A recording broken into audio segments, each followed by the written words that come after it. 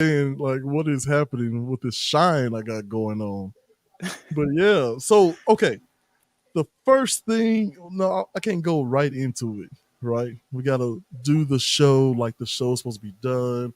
I gotta say something ridiculous to you, then we'll try to make you laugh with a stupid joke.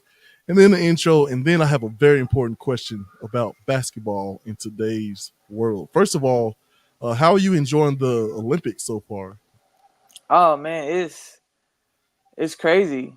I think it's so many talented athletes, from known athletes from the show Sprinter that they actually promoted, to some of these athletes that's coming up that we didn't even see in that show on the track and field world. And then just the gymnastics part of it and the swim, like Ledecky and Simone Biles.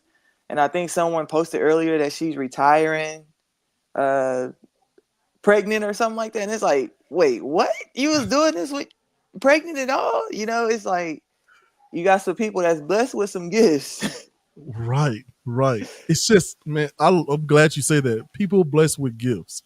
Because if you get into that comparison Olympics that we do on a day to day basis, that can be very dangerous, right? So, like, if I'm worried about someone, who was it? I had a guy who, I guess technically, what is it? Photogenic memory is a real Mm-hmm. thing. I never believed that. I was like, yeah, right. But this guy literally took a book and like fanned through like 100 pages, and we would just say second paragraph on page 78, and he could tell you word for word what it was. Oh, that's Not dope. competing with that. Like, stop. Well, if I try really hard, like, no, that's a gift he has, and you don't. Focus on what you have. Like, what are your gifts, right? But Right. that can cause a lot of problems. And I'm sure in your field, that happens a lot, right? Yeah, it does. Okay, so I have a question here. Um, I guess basketball players are not known as the cleanest folks, right? So the question I was gonna ask is, in 5 words or less, why are basketball players messy eaters? Calorie count, trying to stuff their face. Mhm. That's three. Wait, that's four. Wait, that's three. Was two more words.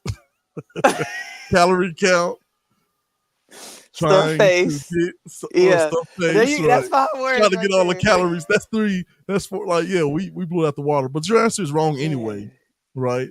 Basketball What players is are it? messy eaters because they're always dribbling. Oh my god. I told you. Start the show, man.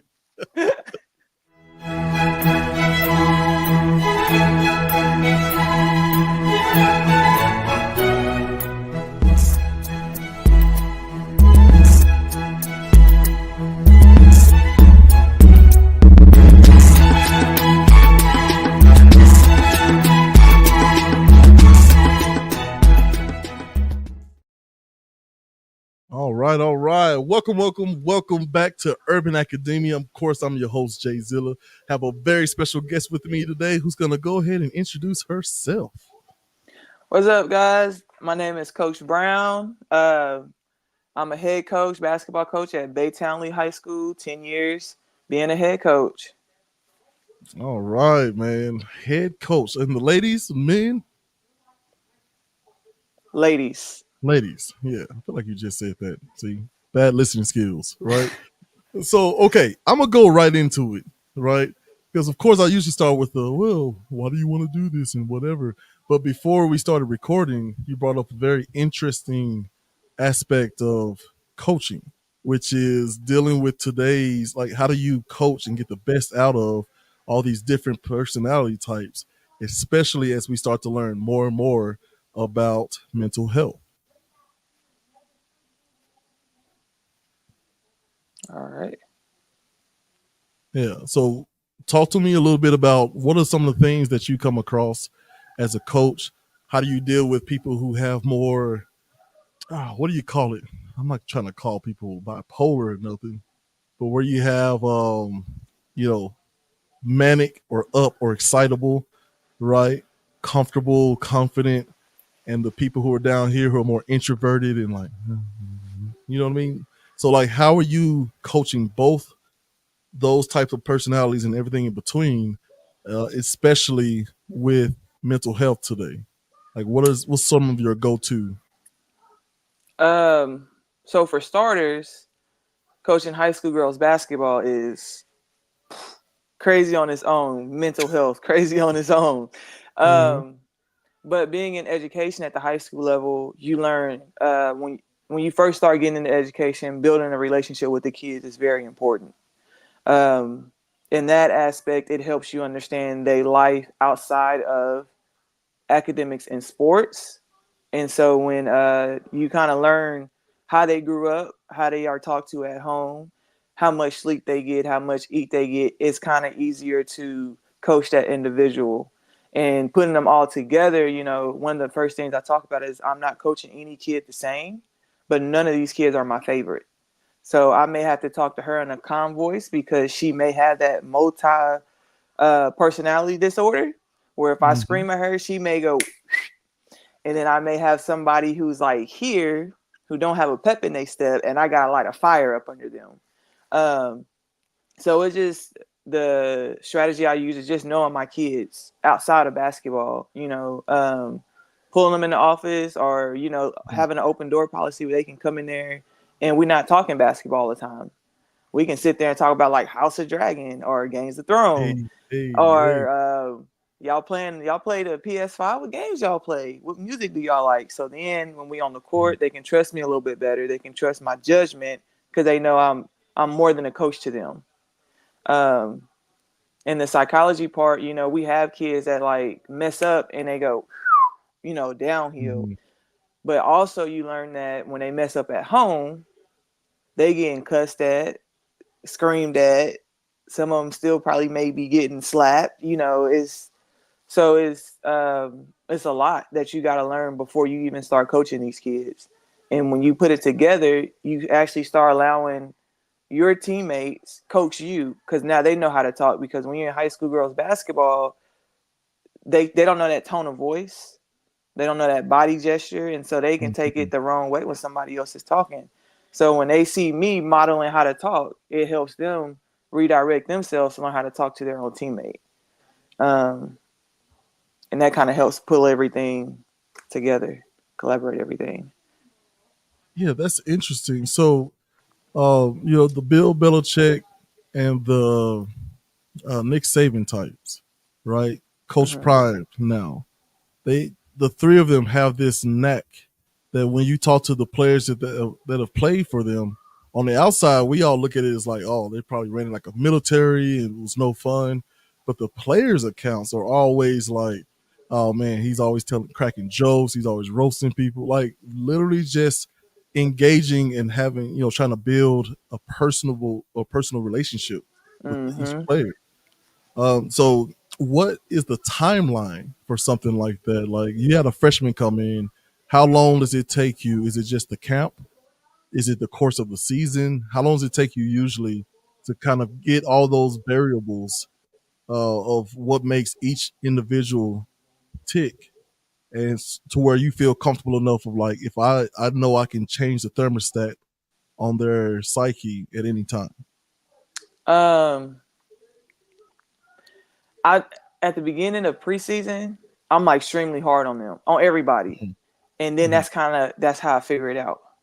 So preseason is from August to we start in October, usually that third week of October, third Wednesday, and so I call it the first 2 weeks is mindset, where we outside, in Texas it's hot, the humidity Mm-hmm. is skyrocket, it's like 100 some degrees, and of course we still follow protocols for when we can go outside the temperatures or whatever, but Right. I put on a face where I don't care. You better get up, you know. And so like then I'm testing the waters with them. Mm-hmm. And after, they go in the locker room and they all sweaty and they come out, I'm like, hey, here, come get a pickle juice, a frozen pickle juice. And I'm sitting there Frozen talking pickle like juice. frozen, it gets them. They buy in. Like they're like, oh, okay, coach ain't just hard. She more than just a coach. Um, and I see like when I'm out there with them, and I do it with them. When we run mile day, I'm out there running with them. When we at weights, I'm lifting the weights with them, so they can see one, coach is putting us through, but we ain't got that lazy coach that just telling us what to do, and that helps. And so when they come out the locker room, I can pull them and be like, "Why you give up like that? We don't give up. Why you Mm-hmm. say you couldn't do it? Oh, coach, I just never." Ain't no excuses. And so then when I hear what they're saying, or I can see what triggered them, that's what helped me kind of prepare myself before the season on how to address each kid in an in-game situation. And like I That, said, that pickle juice worked because they got to come to you. If you got something that they want, they gonna come, and that's how you engage that conversation instead of me just going in my office and allowing them to just walk out my door without me seeing them after the workout. I want to see everybody face. mm. So, hey, y'all, come get this pickle juice, this frozen pickle juice, and there they go. And that's how I get them to see what tricked them, what ticked them, what flipped them, and go from Wait a there. minute, y'all. That's a T-shirt. What trick them? Trick, With trip, and flip. mm-hmm. Man, that sounds like something Trick Daddy would say back in the day. I trick him and trip him and flip 'em. Man, for real, because once with these high school girls, a lot of their personality is so different. Like you said earlier, I done had some kids, man. They took a whole trip around the school trying to avoid me. That's why I said trip. I Oh done yeah. had some kids like they really do be like they just be doing everything, flipping out. I done had some kids like act like they Mm. flipped over a stick, tripped over a stick. Then they act like they flipping over. Man, it's so much. So you just use Oh, the words. I love it. I love it. And then, so we always had a thing of someone falls, like, yep, that line, the line on the basketball course, that line jumped up and grabbed you, huh? I Uh-huh. used to hate hearing that because I was probably one of the clumsiest people. Oh, the line got Gales again. It's like, come on, man. But that is cool. I need you to talk to my wife because, man, I am constantly trying to trick, trip, and flip my kids. And you are a very good person because I tell them straight up that I do have favorites. It's just fluid. So every day is like, who's your favorite today? It's like, someone cleaned the room without being told. But this one over here did the dishes without being told. Man, one of y'all asked me how my day was. You know what? JJ's the favorite today. And they go, okay, but the day's not over. And it's like, that's my trick. I have pitted them against each other for my affection. Mm-hmm. Yep. But I try to tell my wife, who's always staring, like mad dogging me, I'm like, yeah, but look, I'm showing them that I value those attributes, Mm-hmm. right? So, what's one of your favorite tricks, right? Without pulling the coattail to your players too much. But is there a time you can think where you had to kind of be really clever in order to get the desired result from one of your players? Get me on Uh the hot seat. Reveal one of your. Look, I'll filibust for you. So while you're doing that, we did a book club last year, and it was outwitting the devil. And basically, the story is a guy has tricked an author has tricked the devil into a deal where he has to tell the truth and unveil all of his tricks, right? Into the book comes, and he was like, well, what's to stop me from telling everybody? He says, here's exactly what's going to happen. No one's going to believe you. They're going to ostracize you, peg you as a crazy person. All the things that would keep them free from all of my tricks goes counter to what the culture and society tells you to do, right? I'm telling you that man just said something crazy to you. You have every right to punch him in the face, right? You don't listen to that other guy that tells you to turn the other cheek, right? Like, no one's gonna listen to you, right? But here's the weird part.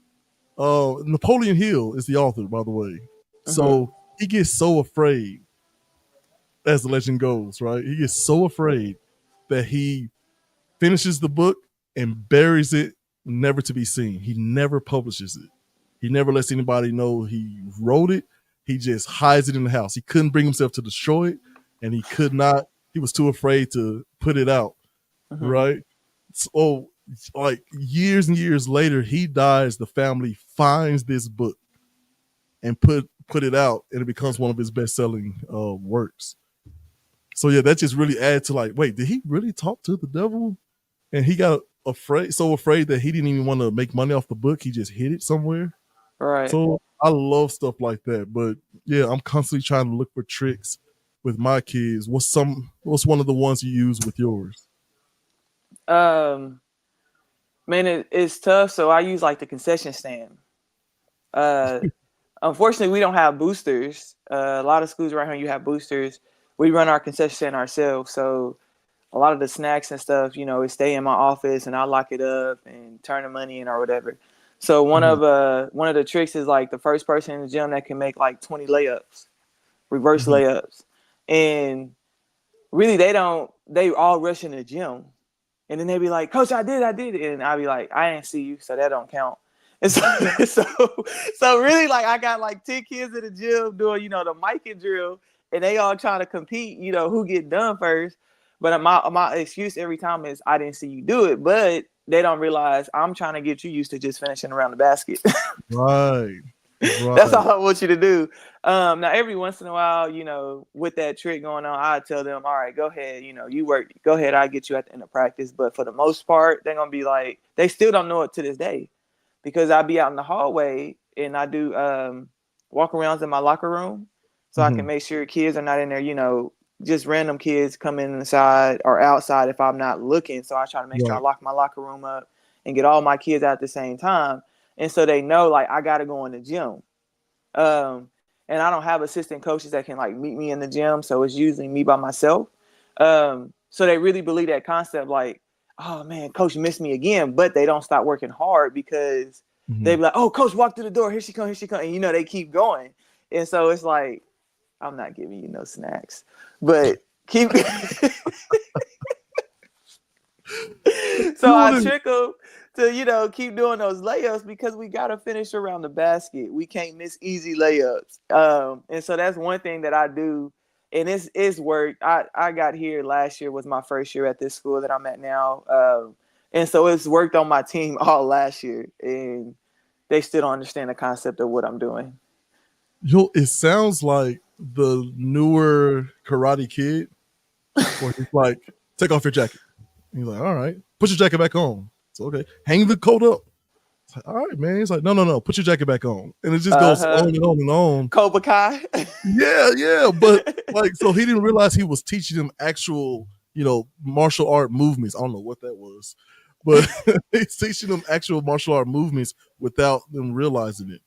That Mm-hmm. was funny. Someone asked me about one of our kids, and my mom didn't push me into sports until I was ready. So I didn't. I played on my first team. I think sixth, seventh grade, somewhere around that. And I've always been a big kid, so coach was always like, "Hey, man, you want to get him in sports?" It's like, "Oh, he don't want to." So I was more excited by Boy Scouts and Magic. I was, I was a huge fan of Magic. Right. And not just trying to learn it and do it myself, but like just watching other people do magic. Right. Mm-hmm. Um, and so what I've done, I'm trying to do that same concept with my boys, but my grandfather was a high school coach. He coached at Trimble Tech in Fort Worth, Texas. Okay. Yeah. And he told me if you can read, you can learn anything. If you can run, you can do anything, right? So that's something I try to also kind of fold in with. I'm not going to push them into sports, but I need them to be able to read. I need them to be in some kind of good shape, right? Mm-hmm. So when they do start, they won't be so far behind. So we do little, dribble competitions and little games, and they have no idea that it's like a dribble drill, right? Right. But I imagine you being so active with the girls, right? That's got to be such a huge boost for them because then it's not about, oh, you just yelling at me, so I'm going to do it so I don't get yelled at. You're kind of fostering a more respectful love, a sense of we, right? Mm-hmm. To make them say, like, I got to push through because I don't want to let any of my teammates or my coach who's in the trenches with me down. Mm-hmm. So it's like that old question that I'm going to ask you now. Is it better to be feared or loved as a basketball coach? Um, Loved. Definitely love. Fear don't get anybody anywhere. It just makes them hesitate and second guess their actions, especially on the court. If you're feared and they make a mistake, then they don't know how to bounce back because it looks like they don't have confidence. If you're Right. love, um, they gonna know, okay, coach gonna get on to me, but at the same time, coach is gonna correct me. And while her getting onto is construction criticism. So um, they're not gonna back down. They're gonna do it, and they mess up. They know, all right, and they also know, like, let's just say they do a layup and the ball ricochets off the backboard. Of course, I'm gonna get onto them. At the same time, I'm gonna crack a joke and be like, "Dude, were you trying to pass me the ball on the bench? That was the only way you can get me the ball." You know what I'm saying? Right. And so definitely love. I'm gonna go with love. You can't, and that love builds like that family oriented culture. On off the floor when they graduate, while they're still there. So I'm gonna definitely say love. Love it. I love it. And man, I love the idea of tricking someone. I worked with Alzheimer patients, and a lot of times they get up in age and they get so set in their ways. I mean, that's old people in general. I feel it myself, and I'm knocking on 40's door, right? So trying to find different ways to get them to stand up and be active, right? So the guy that I was caregiving for, he would never want to get out of his chair. And so what I would do is I would toss a pen kind of in a weird place under his chair. It's like, oh, I just dropped my pen. Can you help me find it? And he'll get up because he was such a helpful guy. He'd get up and we'd look forward and I say, well, maybe we left it in the back. And then we go to the back and, well, let's go check in the car outside. We go outside. So by the time I'm done with him, we've taken the whole lap, you know. But yeah, I love the idea and the concept of that. And you're teaching them to finish around a basket is something that I definitely want to ask you about too. Lay basketball fans like myself, can we really understand the artistry and the beauty of Kyrie Irving like finishing around the rim? Probably not. And I say probably not because people don't see Kyrie as that person. And I don't think a lot of times Kyrie probably don't even see himself as that person because he's so calm, like. Yeah. And then you watch the finals this year, it's like Kyrie didn't show up in some games. Some games Kyrie did show up. Hmm. So I mean, the artistry is there for him. Like, dude is talented. I mean, quick with the handles, quick with the up and unders in the air, altering shot to finish. But I think a lot of people don't give him that credit because it's not consistent enough, maybe. Where Mm. he can do it every game, every so often you see him pop up and do that stuff, and then some days you see him like you take over, um, and then we lose sight of who he really is and the Right. craft he has. Right. Right. So that's pretty cool. I know we were talking before the show about how little we lay people like myself know about basketball. So, what is the biggest thing that drives you nuts about a basketball conversation with a person that just based off of the terminology and what they're saying, you know that they're full of it? You just know, like, this person does not know anything about what they're talking about. Like, so kind of give me into the mindset of a coach who studies this, breathes this, does this day in and day out to listen to somebody who's fresh off the couch. All right, so I'll say for an example, when we're talking about a play and like, oh, that coach don't know what they doing. Such and such should have the ball, or such and such should be dribbling the ball down. That person should be shooting. And you sitting there talking to him, and you like, dude, you have no idea the personnel. Like, she's Mm-hmm. probably not even a shooter. She's probably not a ball handler. She's a ball handler in your eyes. But do you see her in drills? Or are you saying she's a strong dribbler because she took two dribbles and she picked up her dribble as soon as the defense got there? You know what I'm saying? Like, so like when I hear people or when I conversate with people that think they know it, the first thing I'll be like, think about the personnel. Like the everything with them comparing MJ, Kobe, and LeBron. Oh man. And all three of those dudes that's playing, it's different personnel they playing with, it's different personnel they playing against, and it's different personnel that's coaching them. In politics, that's a whole different thing. And so when people that's really not basketball and they be talking about that, and I just be listening, like, what's the difference between the league now and then? And the only thing they can say is LeBron James flopping. Okay, but did you see here recently they posting like he made more points than Jordan without shooting a three? Yeah. Or do y'all realize the fact that this dude is like 38 and he's still out here hooping? Hooping. Right. um, and they're like, well, Michael Jordan played against Larry Bird, and I'm thinking like, okay, dude, yeah, he's athletic, but he ain't no point guard like that. You know what I'm saying? Like, I don't know. I just kind of, and I just sometimes I just got like decompose and be like, okay, let's change the subject. Let's talk about tennis. Let's talk about it, which is fantastic. Tennis has three Michael Jordans on the men's side playing at the same time, right? Mm-hmm. Like, Federer's or did, because Federer is retired and Nadal seems like he's on his way out. And of course, the Joker is just amazing as a villain. I love him as a heel. It is so funny. Him playing like, oh, your player didn't win, and like playing the violin on his tennis racket was hilarious. Like, you need it. You need it. Every Batman needs a Joker. And Mm-hmm. come on, man. You gotta have that opposition. It's so fun when you have a heel. But yeah, I find it interesting that you got this stacked USA men's basketball side, women's as well. And on the men's side in the game the other day, the respect they have for LeBron's level of play is, we need some buckets, we need something to happen. Give it on a team full of superstars, like superstars. Give it to LeBron James and everybody get out the way.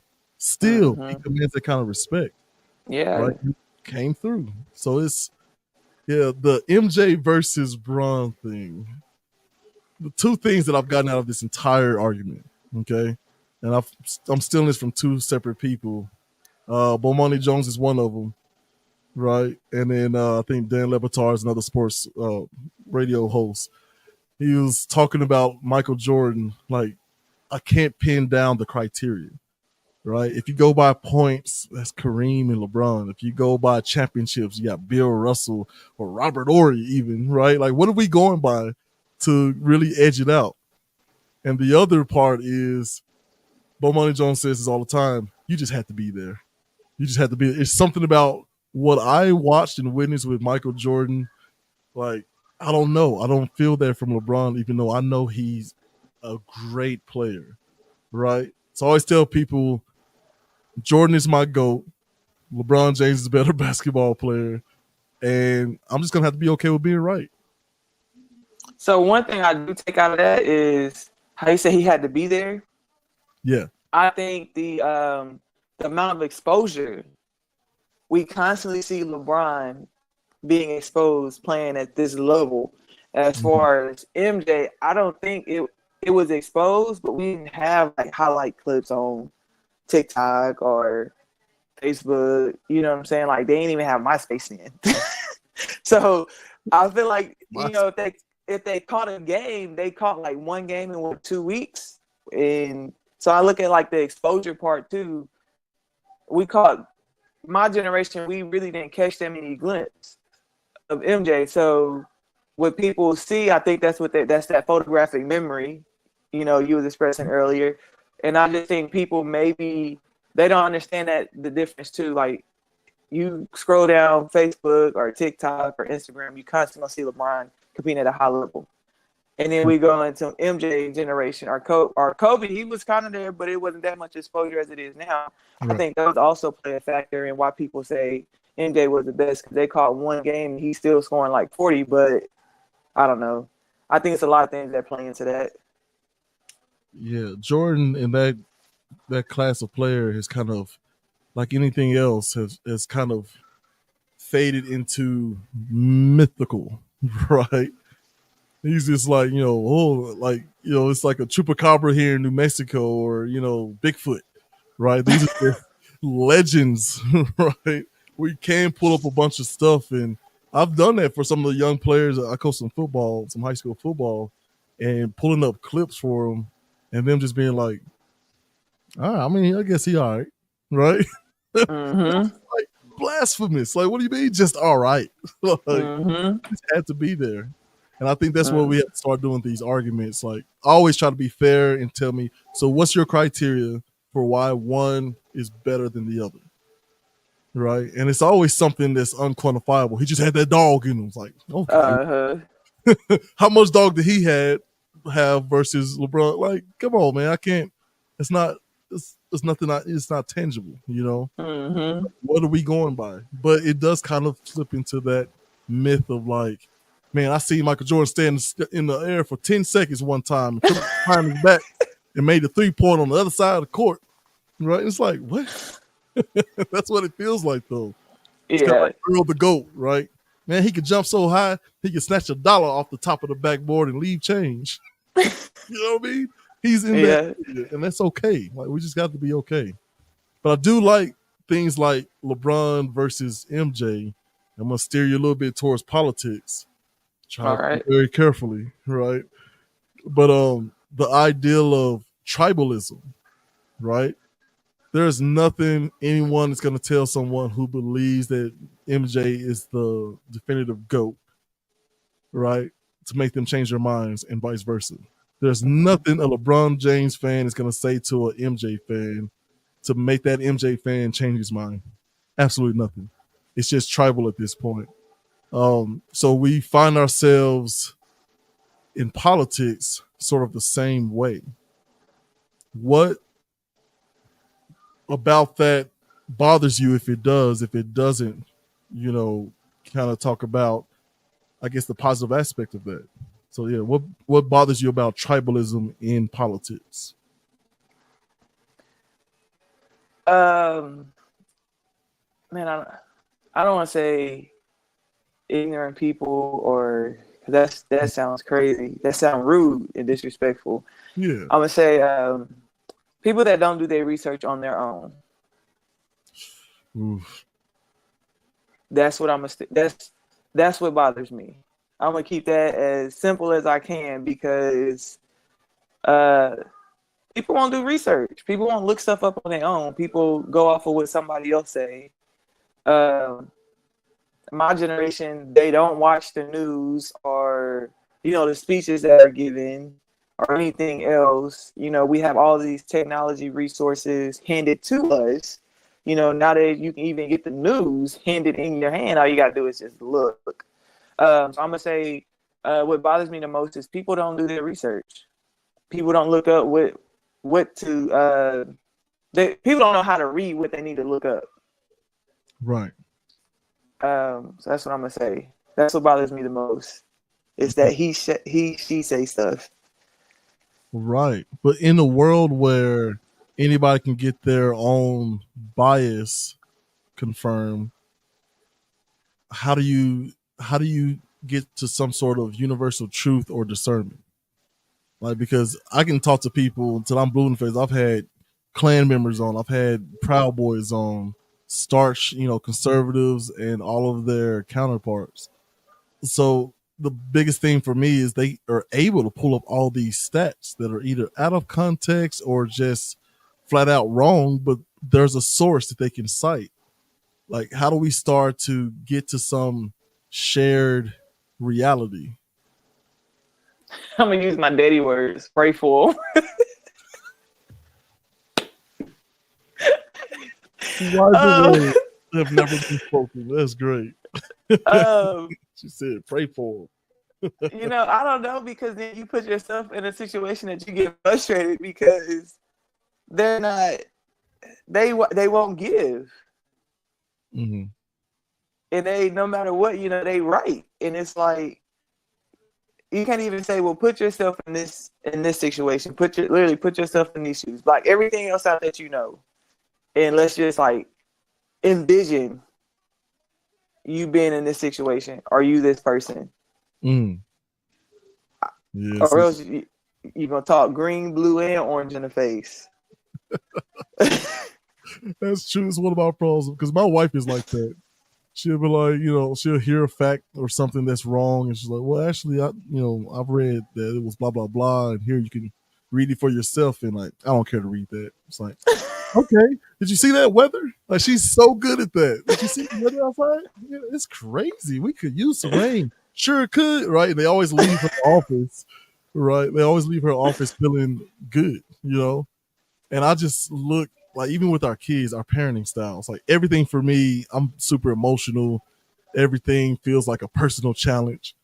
It's like, hey, did you hear me? Like, and I go from 0 to 60 fast because it's like something about the perception of disrespect, right? Mm-hmm.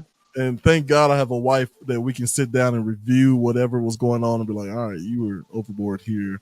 And here's why I think that. You know what I mean? She's always like, she's my anchor, right? Mm-hmm. Everything to me is like emotional. I can't believe she did that. Like, I ain't fed her for X amount of times and can't believe he did. Like, what are you doing, man? Like, just he's very good about setting the expectations. If they're met, we're gonna reward and celebrate it.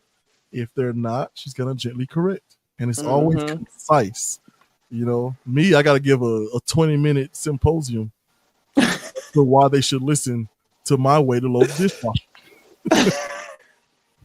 So, trying to figure out a way, you you with your coaching skill set, Mm-hmm.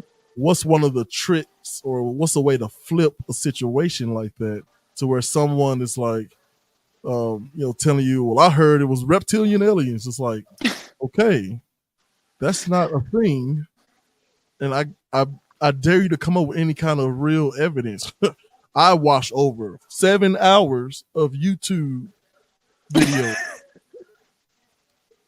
What what do you how do you start to try to like give me a coach trick or something? How do you handle in that situation? Um, so it starts with buy-in, of course. Where they believe what you say, you got to find a way for them to buy in. And a lot of times, I just try to always have our games are always recorded, and we always watch film. And a lot of this season, they didn't really buy in because I was a new coach. Mm-hmm. But at the same, I didn't realize that they never understood the importance of watching film, how to watch film, how to break down, and what to see on film. And so, when they saying I use like screens for an example. So I teach my kids to go over screens, and they're like, no, coach, why would we go over a screen? Like, all kind of things. I'm like, okay, I'm gonna show y'all glimpse by glimpse. Break it down to you. One, and you can't say this to kids. We don't have the athleticism. Like, that is not negative, but you can ruin some confidence there. I can't say, your IQ is not high enough just yet. That's why we can't. Because what are you gonna do if you go under the screen? What is your next step? They don't understand like all that goes within it. If I just get high and tight on my person, I don't get hit by the screen. My person don't come off the screen empty-handed and just pull up a three or keep driving or whatever. So I had to start like every game in practice. I had to start making clips. So while we don't go under screens and it's in my huddle, it's like now it's probably like 50 clips while we don't go under screens from games to practice. And it's showing like the mixed matches, guard, because I don't have like anybody 6 foot on my team. Oh We wow. play against those individuals. We don't have those individuals. I don't have a point guard that's 5'2". I got a point guard that's 4'9". Hey. So, now I'm not saying like going under screens is wrong. What I'm saying is this is the best way we can have a defensive strategy to keep them from, scoring a certain amount of points in the game on us. And so every day they walk in the gym, we're going to have at least 2 clips showing of why we don't go over screens in big, bold lettering. We're going to have a segment every day, why we don't go over screens. And it's constant talk about it, Gotcha. constant terminology about it. When it comes to my own personal kids, it's the same thing. Like with my oldest son, he's 7. Why we don't leave this on the floor? The Yeah. dog gonna eat it. You gonna be mad. You know what I'm saying? So I tell him and then I try to show him the reason why. It's not me just blowing smoke. it's always a reason why we have to do something. And that's not just like in the game of basketball, that's in life in general, from manners to how you carry yourself to body gestures. And that's a big one. Like nowadays, kids think that it's okay to sit there and do this, or it's okay to, not look a grown person in the eye, but really Mhm. they don't understand, like, you just hurting yourself in the long run. How you gonna sit in an interview? How you not gonna talk to somebody in an interview? So I try to make sure I can always show a visual of why this is probably the best way during certain times, I guess you can say.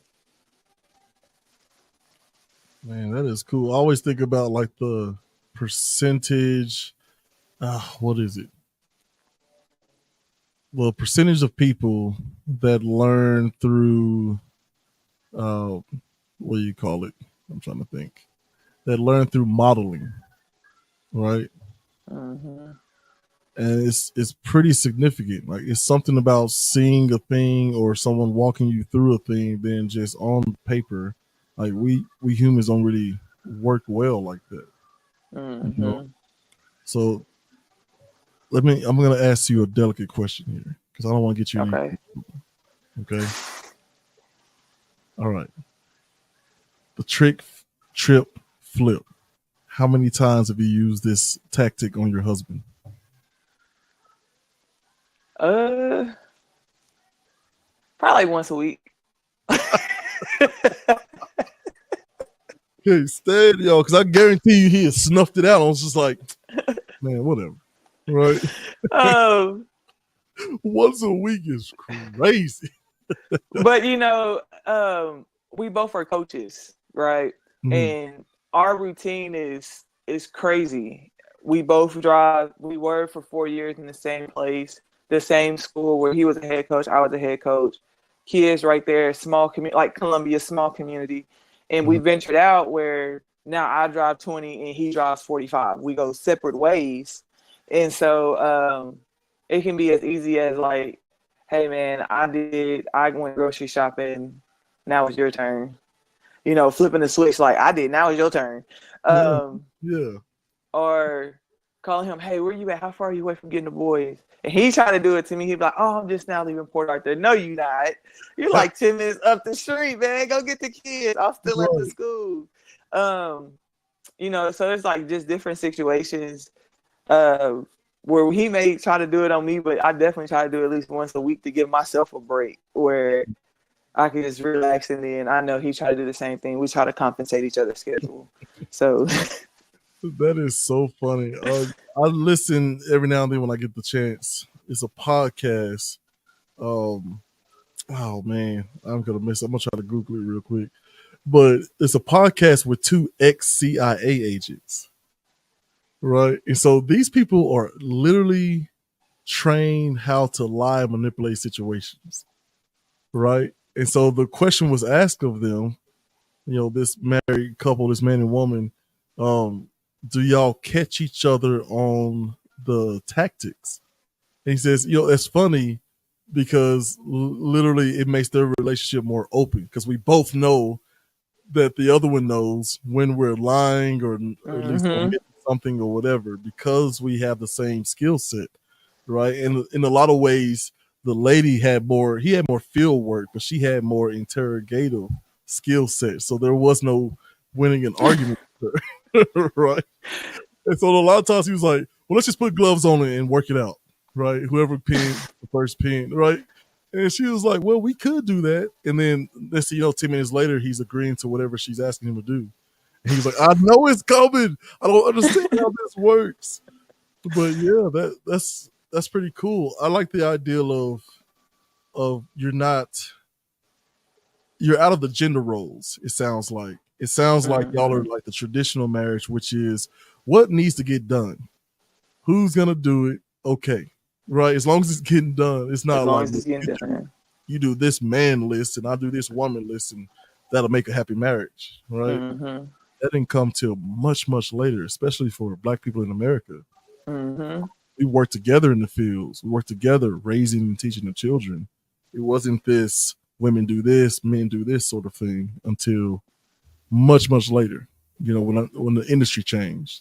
Hmm. Yeah, so that's interesting that both of y'all are coaches. Do y'all ever use like the sandwich method, right? Because I find the biggest difference between me and my wife is she can say, "Oof, your breath stink," and I'll go, "Oh, my bad," and go brush my teeth. uh, Yeah, I did eat some chocolate right before bed, and let me go or Doritos or something, right?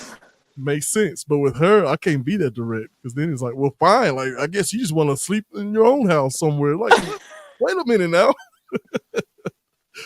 So I always do the like, you're so beautiful, blah, blah, blah. I saw what you did with the living room. That was really dope. Maybe we brush our teeth because I can't tell if it's me. Could be me, but just in case, let's both brush our teeth, right? Did I ever tell you I like how you do wearing your hair these days? Like, is this the kind of stuff that y'all are doing? And do I have it with uh, the gender roles kind of out of there and let's just fill in the gaps, get it done? we just we just fill in the gaps and get it done, and crack jokes along the way. We have stressful jobs. We deal with people all day, so my sisters say it all the time. Sometimes I talk so much at work when I come home, I don't want to talk. And I'm like, hey, I'm with you on that. And we understand that with each other. Like, if his boys don't get it, he has a really talented group of boys where they actually went to regionals last year. And he may come home because of the expectations that he has for him may not be met because they're so talented, and it can stress him out. And so those are the days where like the compensation. All right, I got it. I see where you at. Mentally, you're not. You're physically you're here, but mentally you're having to think about how to re-prep your kids to get prepared for tomorrow. Mm-hmm. And that can be draining. And, we had to start learning how to just drop it at the door. And unfortunately, with us, because we're so passionate about what we do, the gender roles no longer exist. I told my sister them I wanted a leaf blower for my birthday. And they're like, a leaf blower? Right. You know what I'm saying? So gender roles, it does not exist. A lot knows a lot of people like, no, men support all the way around our neighborhood. We see men cutting the grass. No, I get out there and cut the grass. That's a workout for me. Don't bother me. I weed eat. Um, so it just do what works. If it works, we leave it. Fill in the gaps. Whoever can get there first, do it. If you're tired, we understand it, and wake up, restart the next day. Man, that's beautiful. That is beautiful. And it's so funny. In our house, my wife is like the handyman, right? And I let her believe that because I would rather she, win, lose, or draw on her own merit. That way I don't have to hear, like, I don't know, man, it look kind of crooked to me. You know what I mean?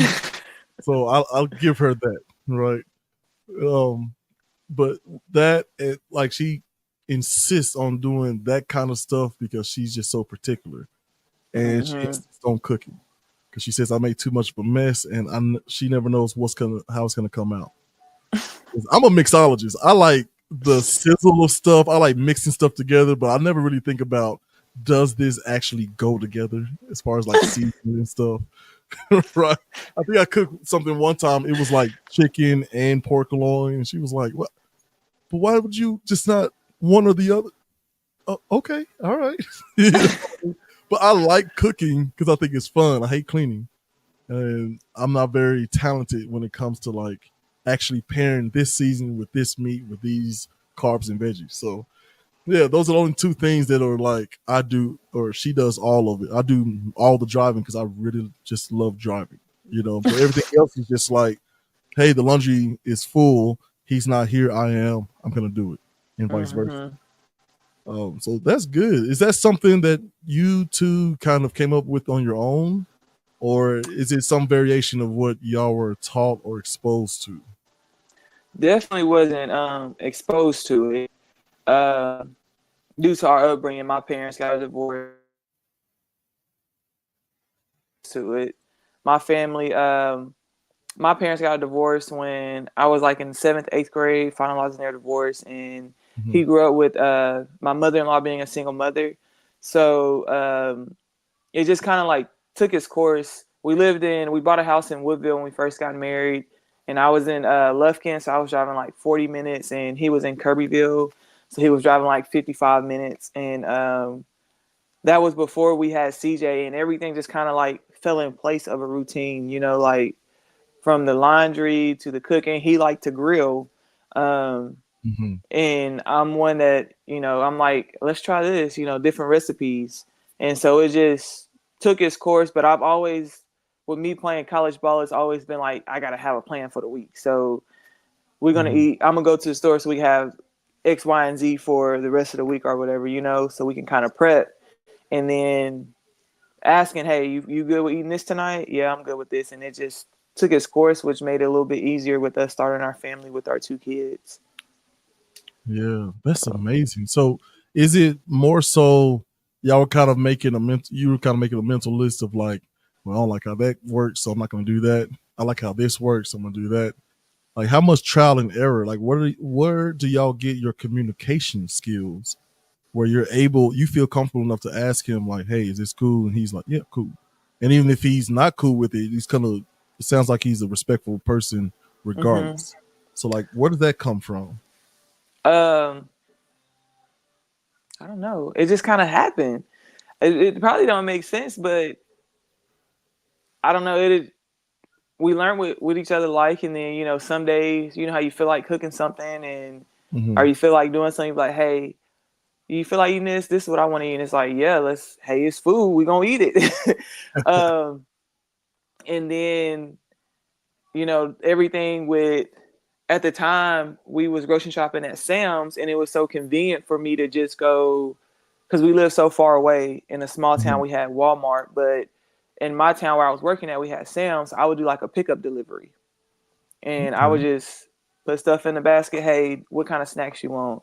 He'd tell me, and I just put it on a list, and we just went from there. Um, and then on like my part, I'm real big about like the cleaning stuff, and so I just made a mental note in my head as we start expanding our family. Okay, floors got to be done for me at least on Wednesdays and Saturdays. Um, I've always been a laundry person on the weekends because of me playing collegiate basketball, and he's always been like that too. So like we always use the weekends for laundry, and our schedule just kind of like went with it. Like Right. if something didn't work out, it would just be, hey, we probably want something else tonight. I'll tell you, for instance, it's funny. COVID happened. I was pregnant with my second son, Cashin, and I wanted some boiled chicken so freaking bad. I needed. It was one of those cravings, and I was cleaning out the pot. You're supposed to rinse it, and I left soap in there, and I didn't know. Oh no. so, so like I'm boiling the chicken, and like bubbles is coming up.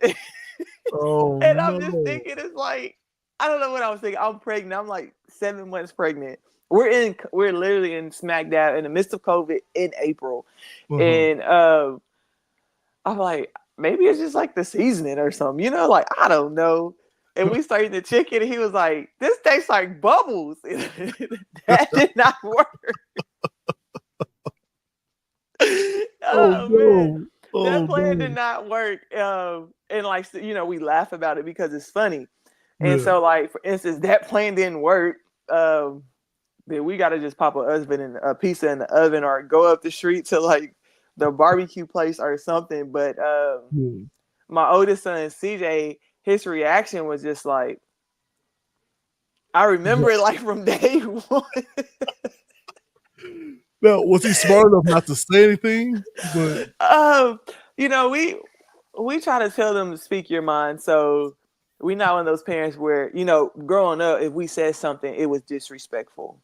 right. um I want my kids to know that they do have an opinion in our household. So certain things they're allowed to express what they're feeling, and in that situation, most definitely, anytime it come down to food, express what you're feeling. And so he was just like, I don't know if it, it's so funny because my husband was like, this tastes like soap. And I'm Oh like, my ooh, goodness. I seen the bubbles, but I didn't think it was soap in I there. didn't think it was But soap. so Soapy that trial and chicken. error that you was Yeah. talking about, that's one of them things like, hey, we got to manipulate this. It ain't no rinsing off no chicken and try to restart. It's just throw the Right. whole thing in the trash. Yeah. So that's one Man, of that those is days. crazy. So that's like a y'all seem to have a knack for just all right. Well, that's happening. What's the thing? And you go straight to humor. Is that something that y'all just naturally developed, or y'all were just like, hey man, we got to learn to how to laugh at stuff and then move on to some possible solutions? Um, so my background, my sisters, my mom, they have a beautiful sense of humor. My Mhm. dad has a wonderful sense of humor. So that's just how I've always been brought up. Like, I see. okay, like, dude, you totally messed up the food, but um, and he's like that too. He's more quiet about it. Like Mhm. he'll be like, "Nah, this ain't good on me." He Yeah, this ain't good for me. I'ma just bust out laughing. I think it's hilarious. So I think it's just part of who we were when being brought up, and that's it. Laugh at that is mistakes so and cool. keep it pushing. That is so cool. I love it. Laugh at your mistakes. Trick, flip, and trip. You gonna start using that now, huh? Oh man, are you kidding me? Look, I always have my little board over here. I am seriously taking notes over here. Well, yes, ma'am. So, okay. So one thing, okay, coaching. We're gonna go a little bit over if that's okay. Okay. Okay. Uh, coaching, Hmm. dealing with parents, as we talked about before. Like, she the second coming of LeBron James. Why she ain't in the game, coach? You don't know what you do. Like, how do you come across those types of thought, and then what is your particular way of tricking, flipping, or tripping it? All right. For instance, I had a parent thought her kid was like the best kid out there. Why is she not on varsity?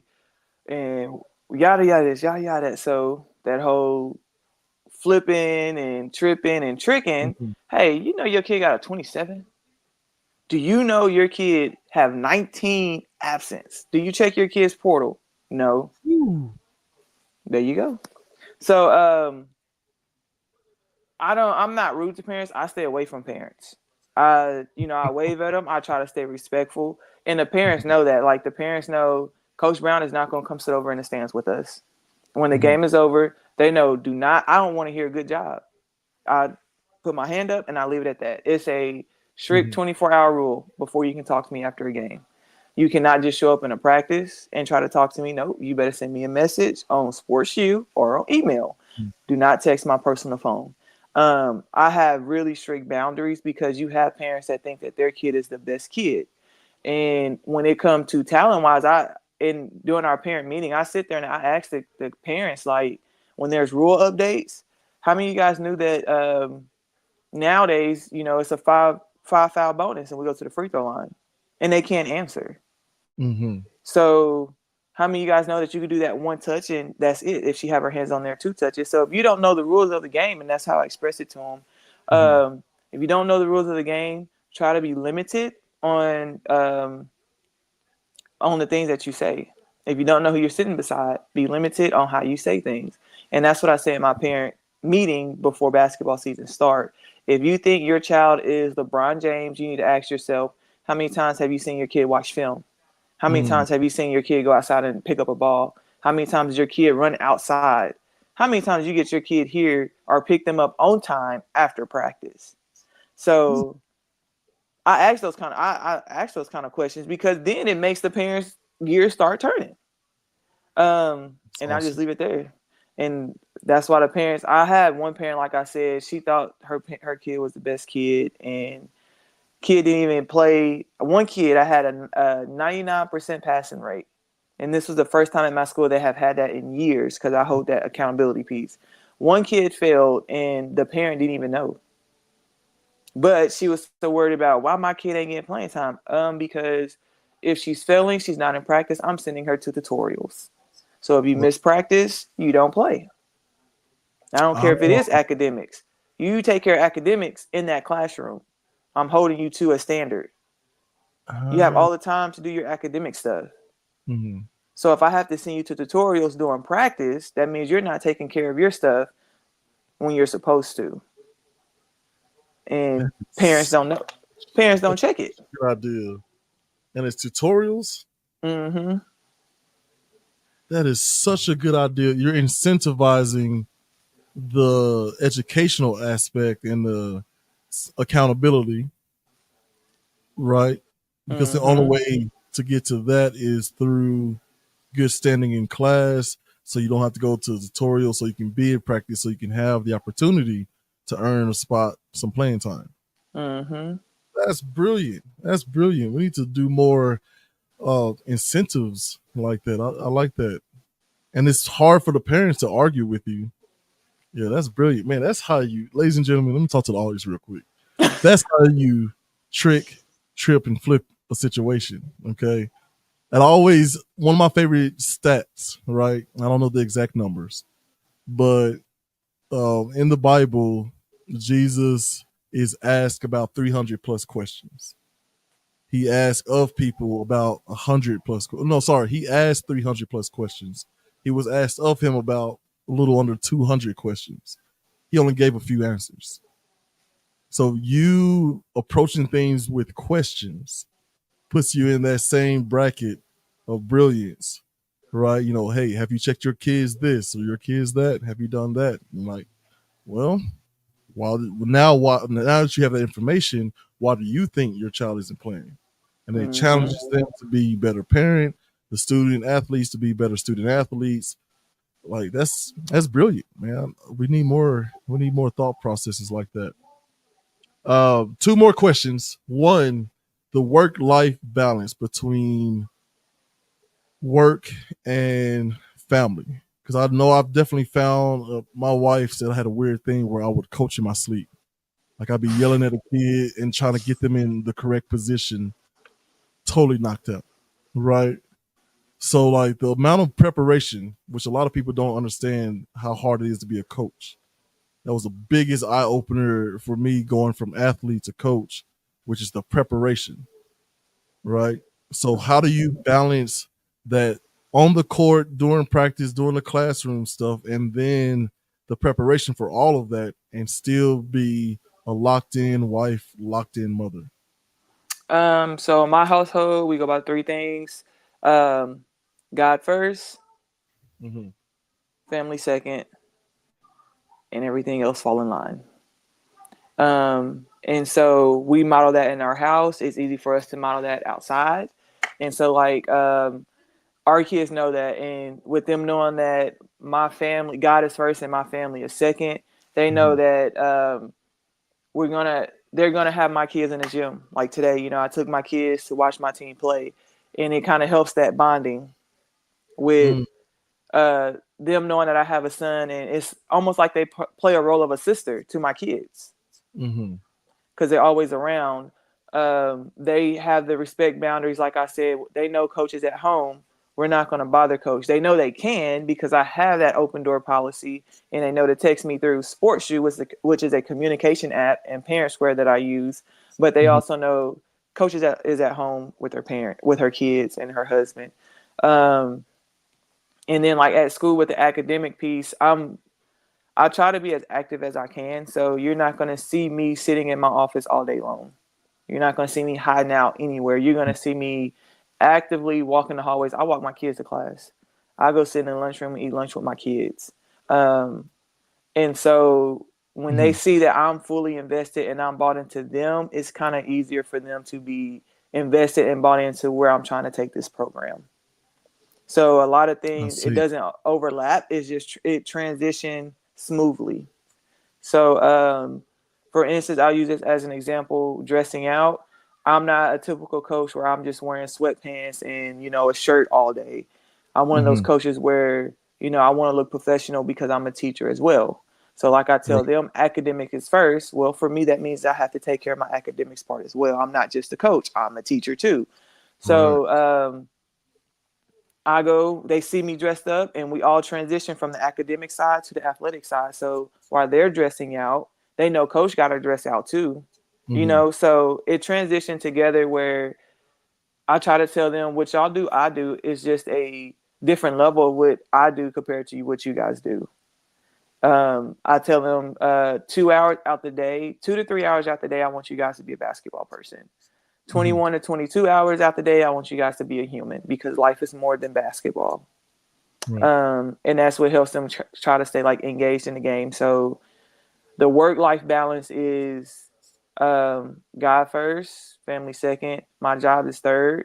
They know my expectations of my lifestyle, how I carry myself. My husband and I are on the same page, and everything just kind of transition and meet in the middle. When my kids have games, I make an appearance. My husband and I both, we don't miss games. If we Mm-hmm. miss, it's going to be like one game out this season for my kids. We're not missing games. We're active coaching our kids. We're at their practice, every practice, even track like this summer, burning up hot. And I'm just sitting in the stands. I'm like, God, this is different from coaching. Woo, but it's Uh-huh. worth it. And my kids know that because it's times where I would take my kids on the bus to my kids' game because I don't want to miss a game, but I want them to see how important it is when they get older to be a mother, to be at your kid's game because my kids don't have parents fluently at their games. Um, so it's a true lifestyle, I would say, that will allow things to transition smoothly. It's not a fake it or make it. It's be who you are, and if you expect something out of Mm. the kids, you have to model yourself what you want out of the kids. That So is amazing. And that is how you do an interview. That was definitely a mic drop, but I can't let you go without doing just a little bit of geeking out. Okay. Here it is. Here it is. House of Dragons, as of season 2, has 15 dragons. How many can you name? none, because I be sitting there like, dang it. Like the Just last even. episode when he burnt the dude up on fire. And I'm like, uh, why you gotta be so ignorant? We need you. We need a writer. We gotta, like right, right. I get so irritated with everything else going on. I can't catch the name of the dragons. I just know it's the dragons there, you know. So You yeah, no, now when it listen, there is no pressure on that. I literally Googled it. I was like, 15 dragons. Wait a minute. Like, I was really trying to figure out. The one I remember is Sea Smoke. That's just such a yeah, cool Sea name. Smoke, yeah, that's the one who Sea burnt them up Smoke on fire, I and think. Dragon, what is it? no, that's the one who claims, spoiler alerts out there. That's the one who instead of a writer claiming him, he claimed a writer, A which writer, is one yeah. of yeah. You know, But we Sea got a Smoke is brother. not he's not the biggest one. It's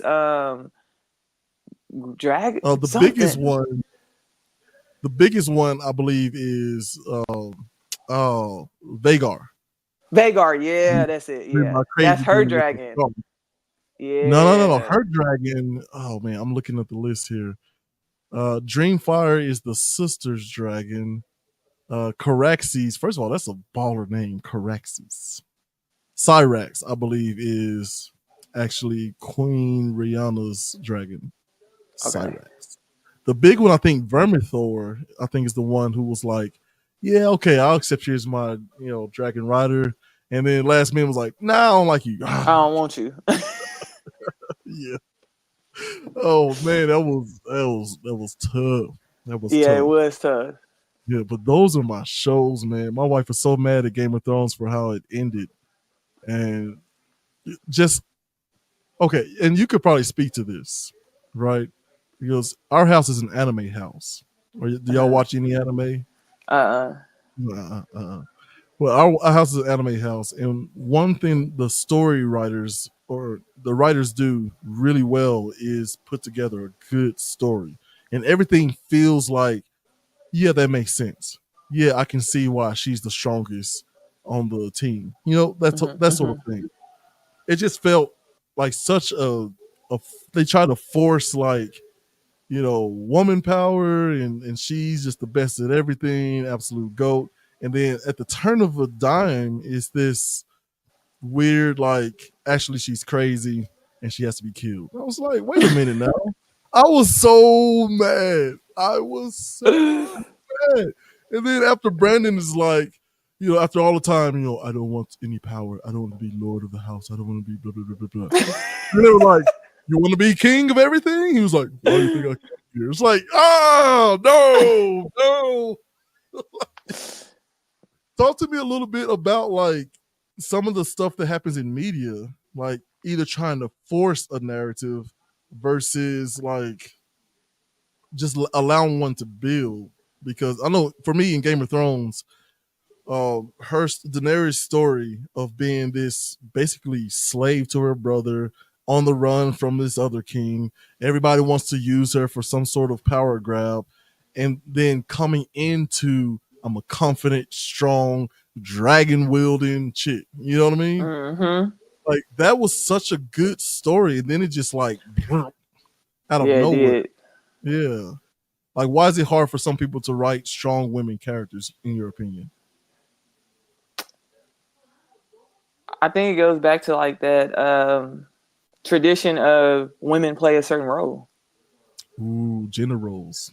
Mm. Yeah, I think that's why. And if women come off, I'll say for African American women, when you put them in a position to speak their mind, they people think they're aggressive or ghetto, Mm. and not really. So the storylines, and if you watch like a lot of the shows on TV with African American women, they always come off as, I don't know. I'm not gonna. It's I don't know. It's like contradicting because it's not Yeah. always that case. But I do think it goes back to like gender roles. Um, Mm-hmm. I don't know. I could be wrong, but it's definitely hard to see a strong female just like her in a Mm-hmm. position of power of something like that. So Yeah. It was like, no, this don't feel right. Make her crazy and burn the city for no reason. It's like, yeah, what? yeah. What are Women you can't hold doing? power. But I feel Yeah. like it's gender roles, and it influenced the society, and that goes with like the presidential election. I don't Oh, know. So I'm just yeah. saying. Yeah. I mean, if we That's expose too rough. much of it, Right. But it's funny, like we've kind of painted ourselves in a corner, and we kind of go through this back and forward, right? Like, oh, we got a nice steady president in George Bush one, right? But he's kind of stiff, and we need something exciting. let's, mm-hmm. let's vote in this hillbilly from Arkansas who's playing a saxophone on Arsenio Hall and talking about, Mr. President, Uh-huh. what's your favorite food? I don't know, fries. You know what I mean? Just a cool dude. And then after that was like, no, no, no, we got to get back serious. Let's go back to Republican conservative. And then we get Bush too. And that was so, it was what it was. Mm-hmm. And it created the space to where people were like, yeah, let's try this black dude. Let's just try it out. So I do feel like since then you've had Trump, you've had Biden. Now we have another like a little more energy, but that we've painted ourselves in sort of a corner because all those causes for alarm about the health, the longevity, energy levels, the mental capabilities, the age stuff Mm-hmm. that y'all Mm-hmm. have been putting out, it now only applies to one candidate, which happens to be your candidate. So your move, and then you can also say that, well, she's young and inexperienced because sister girl is 60. That black don't crack, man. So like it's like we don't know. Like they're literally having the trouble of like, what's the angle that we can really cause her to be like, you know, that we can Mm-hmm. really attack, right? So I'm sure Right. you, as a coach, I mean, you got them 6-footers coming through there. It's like, oh, maybe if we tried. No, no, no, they'll crush her. But what if we? No, no, no, under screens. No, I'm not ready for that. You know what I mean? Right. So like, I don't know. Speak to that as a lady, as a Mm-hmm. person who is in a position of power, right? As well as some of those traditional responsibilities. What is it that you see in this presidential election? Like, where's it going to go and why for you? I guess. I don't know. My pastor told us 2 weeks ago, don't get caught up in this, in the politics. We still fighting wars. Um, Yeah, yeah. and you know, to me, it doesn't start with the presidential election. It starts with your state, getting Hmm. out there and voting for your state, your community, um, stuff like that, and build your way up to see which one represents what's best for the town you live in. At the end of the day, that's how I go Right. about it. Same. Would I love, a certain person to be in place of power? Absolutely. But I also know it'd be so much backlash if certain things happened and took place. And I feel like either way it go, it's going to be so much hate. Um, I feel like it's going to be a lot of hate and a lot of missed opportunities for the younger generation because I feel like it can go either way. With one candidate being up there, I feel like it can go Mhm. with back towards the races because we had, and I'm not even gonna say we had. That's when we had a lot of gun shooting problems. We always had Right. them. They just wasn't exposed as much. Right. Um, and I'm not gonna say if one candidate have them, then I feel like it'd be a lot of discredit towards a lot of women because a lot of people are not gonna like a certain individual in power, women in power. Mhm. So I don't know. I try not to really get caught up with a lot of that stuff. I just try to do my own research and see Mhm. what candidate best fit my family needs. And that goes with what candidate best fit what we need for the state of Texas and the candidate that's going up for, the legislation, all the other stuff, state representative, which one best fit my small town that I live in. So it's Mhm. like going back to those building blocks instead of me jumping from here to here. You got to start and do your research on up and see what's best for your household. Well, I could tell you that right now in Texas, it's a minimum of two AC units and a dehumidifier.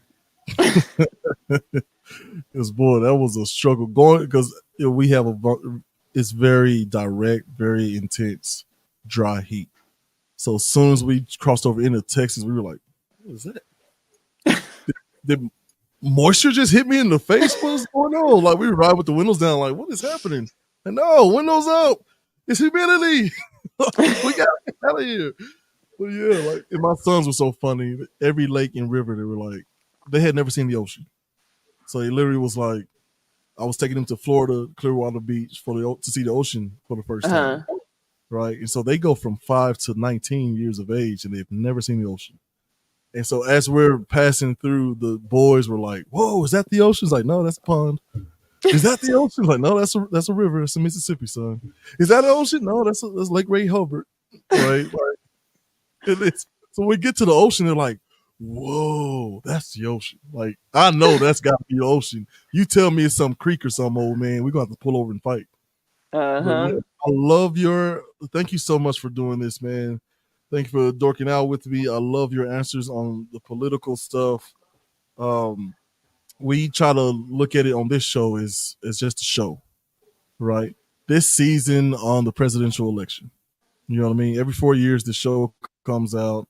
It happens, but you want to control what you can control, which is most likely going to be local elections that actually benefit you, that could cause some real change that you can feel and Mm-hmm. appreciate, and yourself. Mm-hmm. Just how can I improve on that person from yesterday, right?